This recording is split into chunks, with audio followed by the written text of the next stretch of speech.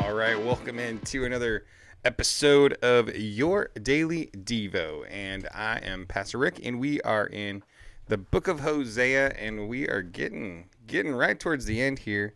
We're going to cover chapter 10 today, and it is challenging but good.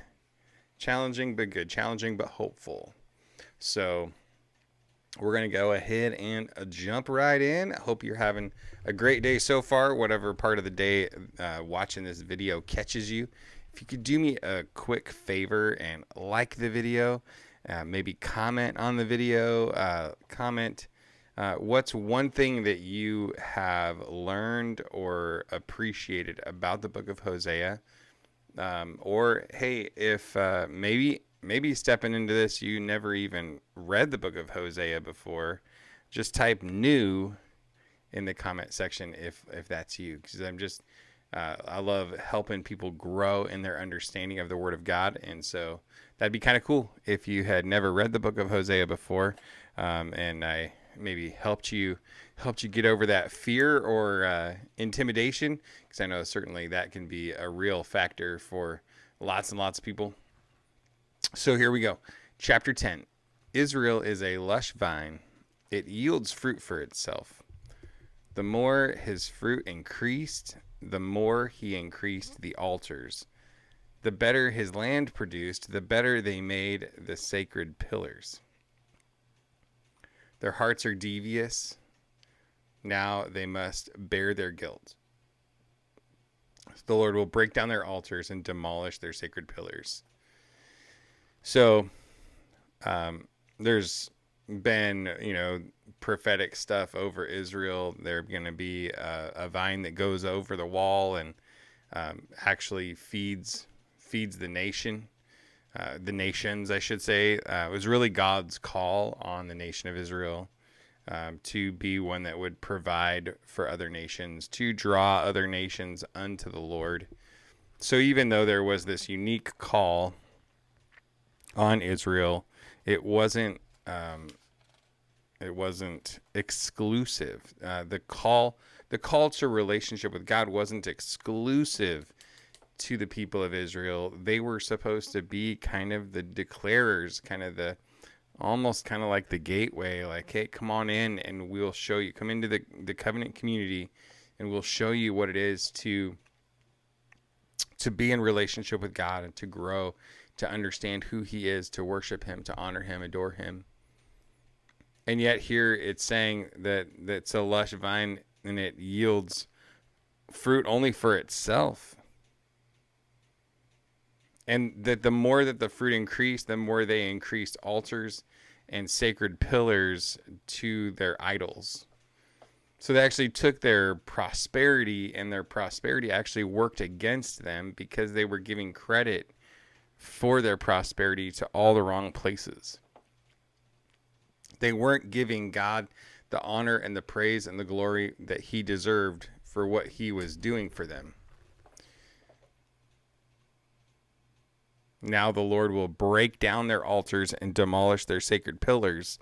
So again, you can see that kind of the judgment or the punishment of God that's coming in to their situation is actually redemptive in nature, because the very thing that's causing them to just be blinded to the evil, the deviousness, the deceit in their own hearts, God's going to come in and he's going to do a work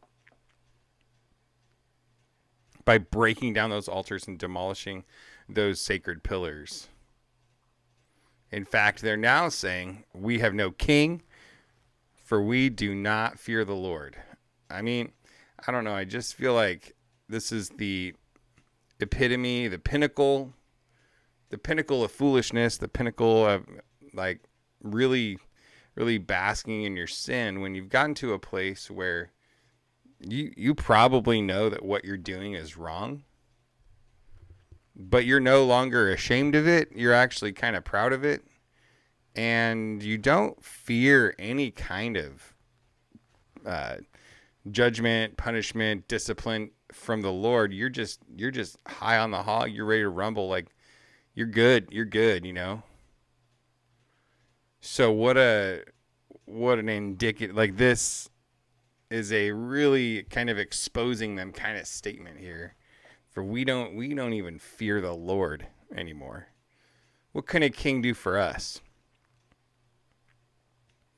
They speak mere words, taking false oaths while making covenants. So lawsuits break out like poisonous weeds in the furrows of a field. I thought, man, this book really is prophetic, that as people pursue idols, their hearts become more devious and deceitful. Lawsuits break out, and it's like, man, I know a place where that's happening right now, where lots of lawsuits are breaking out, people suing each other for crazy, ridiculous things. The residents of Samaria will have anxiety over the calf of Bethaven. Indeed, its idolatrous priests rejoiced over it. The people will mourn over it, over its glory. It will certainly go into exile. The calf itself will be taken to Assyria as an offering to the great king. Ephraim will experience shame. Israel will be ashamed of its counsel. I mean, yeah, the residents of Samaria, the capital city of Israel, the northern kingdom of Israel, will have anxiety. I just felt like, man, there's some really present day application of what's going on in Hosea here. Samaria's king will disappear like foam on the surface of the water. The high places of Avon, the sin of Israel, will be destroyed. Thorns and thistles will grow over their altars, and they will say to the mountains, cover us, and to the hills, fall on us. And this is exactly probably the pinnacle of the power of sin in people's lives here. So, when temptation, gives birth to sin, and sin, when it is full grown, gives birth to death. And that's the dynamic that we see going on here, is their sin increased, then there's more sacred pillars, there's more high places, there's all these things going on, these altars. And now they're getting destroyed, and like kind of the judgment is kind of coming down on them there, and their response is mountains cover us and hills fall on us. They're like, I don't even want to live through this. I don't even want to go to the next stage of this journey, whatever that might be. Because the wages of sin is death. The wages of sin is death. And that means that's, again, part of the trap of sin is you're like, oh man, Jesus' sacrifice for me is so powerful. I can always repent. I can always come back. The problem is that sin grabs a hold of you, and like we talked about before, it like changes your perspective. It changes how you see the world around you, losing your discernment, losing your ability to tell right from wrong, even sometimes just giving you the complete flip-flop, where now you look at things that are wrong as if they're right, and you look at things that are right as if they're wrong. So this is like a pretty big warning right here to flee from sin, to get away from that stuff, because you do not want to get to a place where it has drained you, sapped you of any desire to continue living because of the wreckage that this sin has worked in your life.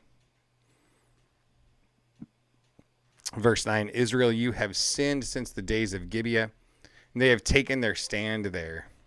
Will not war against the unjust overtake them in Gibeah? I will discipline them at my discretion.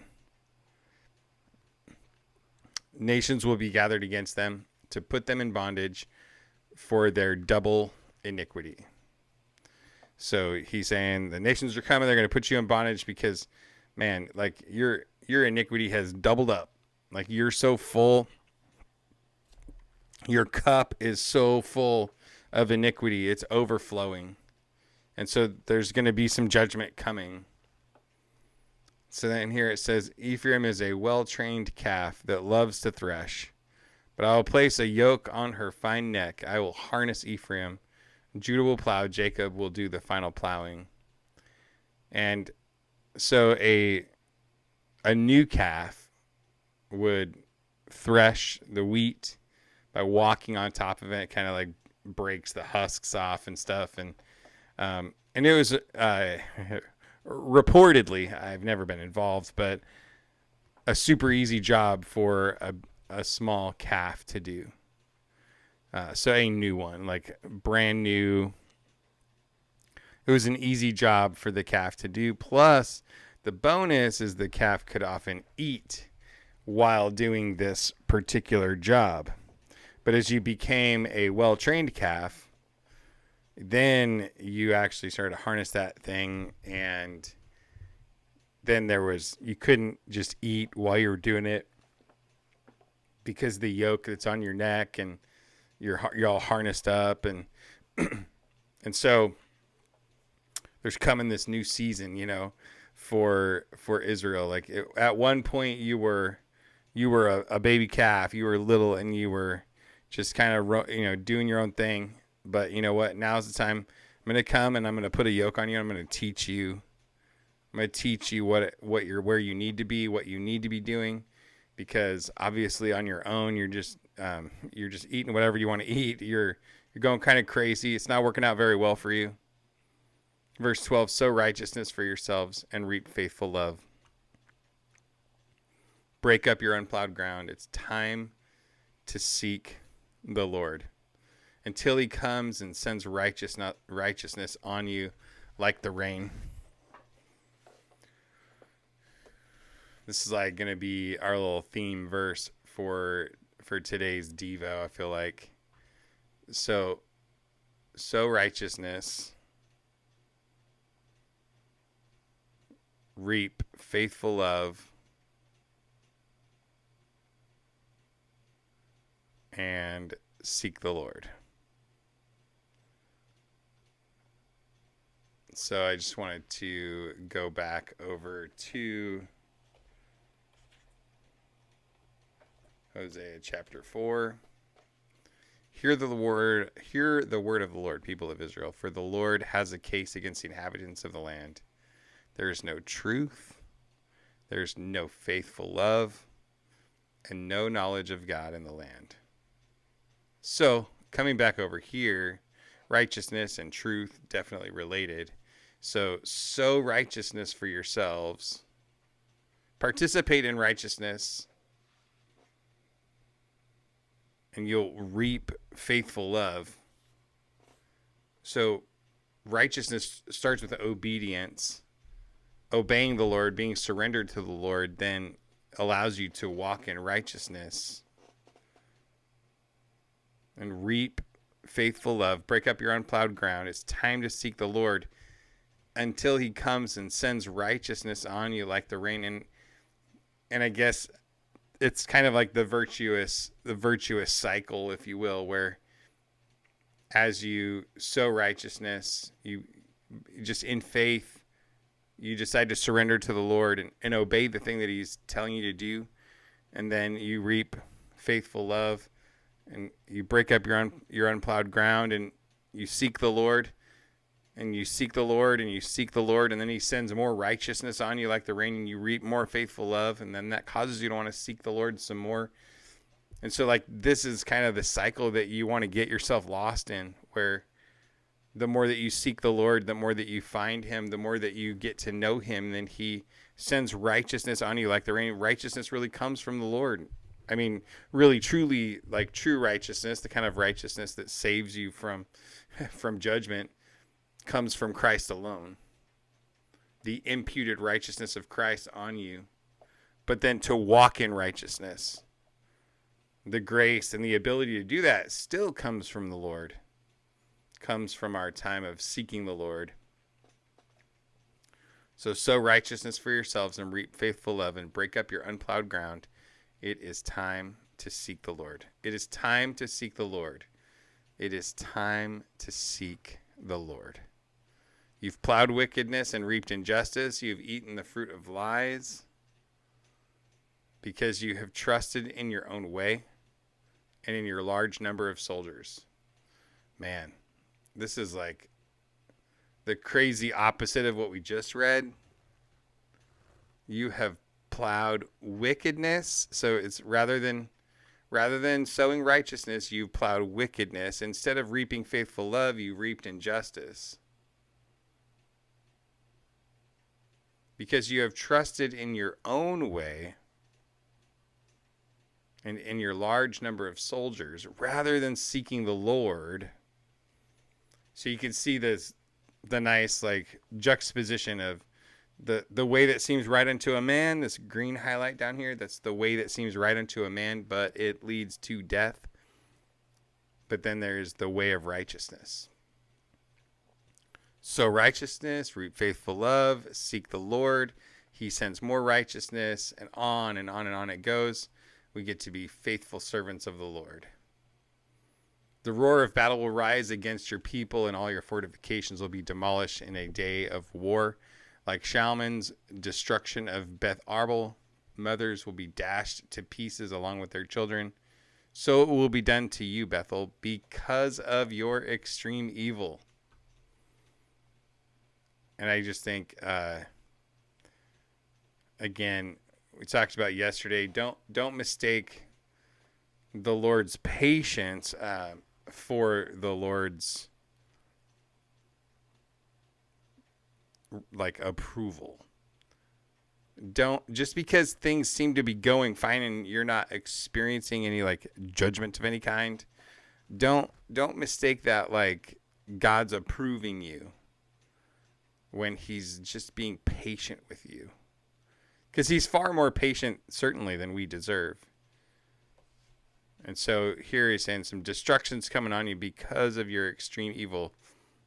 They had filled that cup up 2 times over.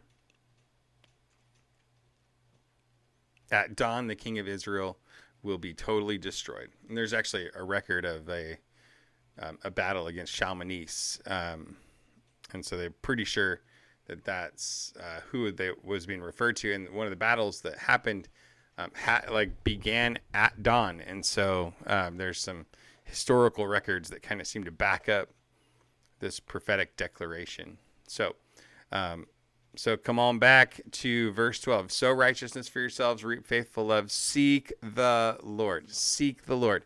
So if you are not encouraged by today's Devo, seek the Lord, and you will be. So with that, I say God bless you today. Have a great day today, and I will see you tomorrow.